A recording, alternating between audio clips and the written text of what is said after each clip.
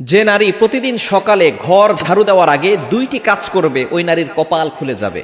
বর্তমানে আলহামদুলিল্লাহ নারীরা অনেকটা দিনের পথে চলে এসেছে, তারা এখন আলহামদুলিল্লাহ সঠিকভাবে চলার চেষ্টা করে, সঠিকভাবে চলার ট্রাই করে। আমরা বিশেষ করে সকালবেলা ঘুম থেকে ওঠার পরে ঘরটাকে ঝাড়ু দেওয়ার ট্রাই করি। ঘরটাকে ঝাড়ু দেয়, বিশেষ করে মা বোনেরা যারা আছেন ঘরটাকে পরিষ্কার পরিচ্ছন্ন রাখার জন্য ঘুম থেকে ওঠার পরেই ঘর ঝাড়ু দেয়।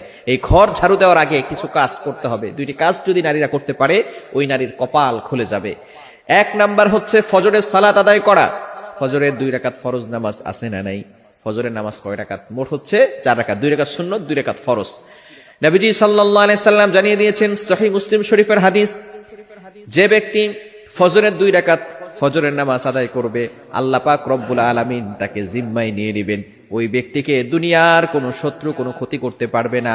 আল্লাহ পাক রব্বুল আলামিন নিজে পরের দিন ফজর পর্যন্ত তাকে হেফাজত করতে থাকবে। আল্লাহ পাক রব্বুল আলামিন তার জিম্মাদার হয়ে যাবেন। আমরা অনেকে সকালবেলা ঘুম থেকে উঠেই নামাজ না পড়ে ঘর ঝাড়ু দেই।